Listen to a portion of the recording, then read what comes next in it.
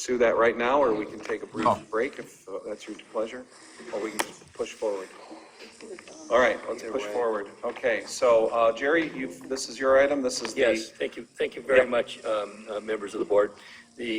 As we all know, in the general election in 22, the voters overwhelmingly, over 60%, voted for early voting in the state of Michigan.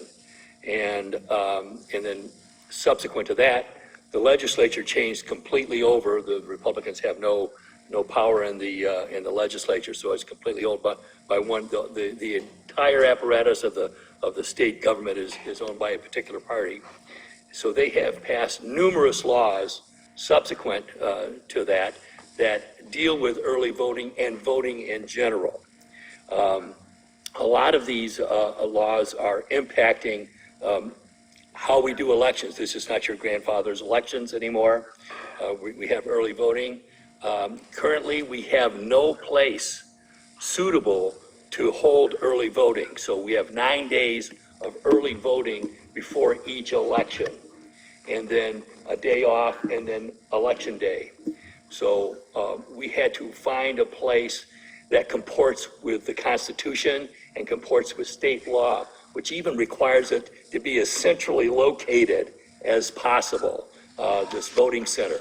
And so I knew for a fact that at the Risen Christ Church, they had a charter high school there for a number of years. And that charter school dissolved and left. And so they have a large section of their facility, which is a school. They have a gym and classrooms and cafeteria and stuff like that, that they are not using because of that. And because of the way it's set up, it is ideal for holding a precinct where all the people can come from all the different 12 precincts and come and vote. And so it became necessary for us to acquire this lease for a whole year, December to December, because we have several elections. Now, the first election is allegedly going to be in February if the legislature retires in time. If not, it's going to be March. The legislature is also talking about changing the August primary to either June or May. I don't think that's going to happen, but it's in discussion. And then we have the fall. So we have all this time period that we need to be able to have a facility in order to hold early voting. And so I contacted the pastor and his board, and they have agreed to lease this property to us at a rate that was less than they were getting from the high school, and what they could get any from anybody else. So it's imperative that we do this now. I have already had to submit to Wayne County a plan for early voting. I had to submit what I thought our costs were going to be. I had to do that on August the 5th, and then they had until August the 8th to send all that information from the different municipalities in Wayne County to the state. There are still ongoing issues that we have to allow for, but we'll have to deal with those as they come to us.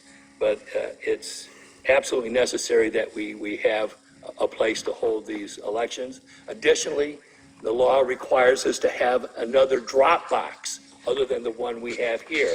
And again, it has to be located someplace not close to here. So fortunately, Bob, could you pull up the map, the Google map of that church right there at the corner of McClumpha? On the west side of this church where the school was at, the parking lot comes off of McClumpha, and it already has a circular drive, and it makes it ideal for us to place a drop box there. And so we're going to put a drop box there at that location. If you see right here on the far left here, you're coming off of there, and you see that little island there, come down right there, the island there. People could come in, go around the circle. We'll have to put a pad in there and put a drop box in there. And what about a camera? Again, I'm not done. Yes, we have to install a camera there. We have to put a camera in the room where people are voting. And so we have to have internet that is secure. So we'll have to put our own server and have hardwired internet. Why do you need internet? Because I thought Dominion machines are not connected to the internet. this is not the Dominion machine, these are computers. Because of the 9 days of voting, we have to have a live system that communicates with the qualified voter file in Lansing. Right now, the way we did it, on the day before the election at 4 o'clock, we downloaded all the information from the state. And then we put it on a thumb drive, and we gave it to our election people, and they plugged that into the computer. And so it was a dead system, but it had everybody's address and where they lived, what precinct they were in. That's a dead system. You have to have a live system now, because what if someone were to go here and vote and then go someplace else and vote? You need to have it connected to the internet in order to check with the qualified voter file, so that they get notified that they have voted. Otherwise, you could have people voting in multiple places. Now, it'd be against the law. This is not unlike how we handle absentee ballots. When you come in and get an absentee ballot or request an application, we put that into the qualified voter file, so we know that you have received or requested a ballot. And that way, if you went to go vote, it would show that you already have a ballot, you couldn't vote. So the system has to be live. And so I have to have people trained on the qualified voter file to run this equipment in order to assure that only one person gets one vote. And so not only do you have the expense of this location, but you have the expense of all the other stuff, the cameras, the internet, the box. We got to put the pad in.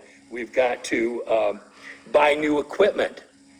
We can't use the same equipment for early voting that we use for the day election.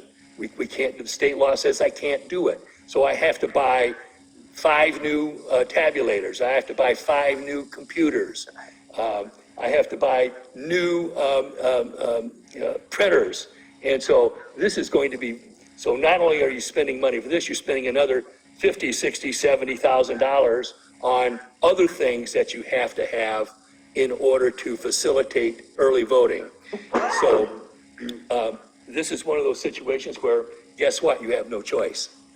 And so fortunately, we found a place that comports with the statutes and the. Jerry, where's the other alternatives you looked at?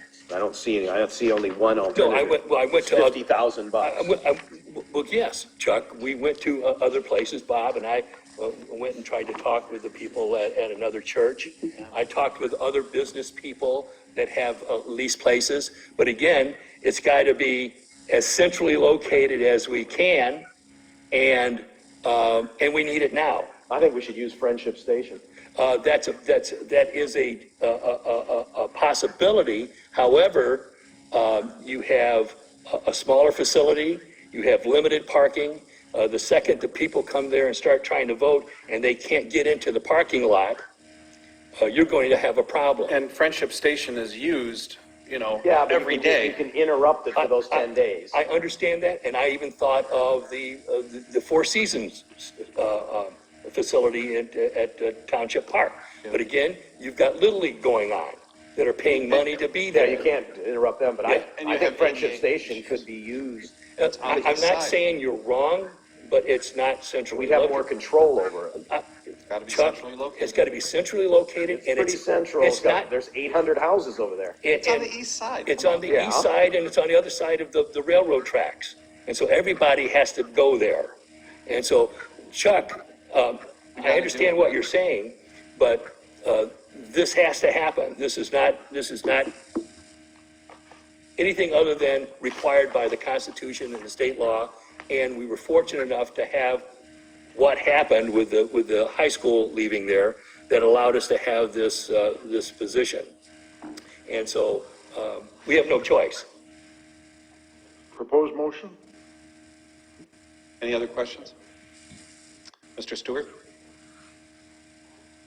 Move to adopt resolution number 2023-09-12-77, authorizing the supervisor to sign the option to lease space from Risen Christ Lutheran Church located at 46250 Ann Arbor Road, Plymouth, Michigan, for the purpose of holding early voting for the election of 2024. Okay, motion's been made by trustee Stewart. Is there a second? Second by treasurer Dorchevitz. Mr. Clerk, please take the roll. Clerk Vorva, yes. Trustee Kermy. No. Trustee Monahan. Yes. Trustee Buckley. Yes. Supervisor Heisey. Yes. Trustee Stewart. Yes. Treasurer Dorchevitz. Yes. Motion carries. Thank you, gentlemen, and ladies. All righty, we're going to move on now. Jeremy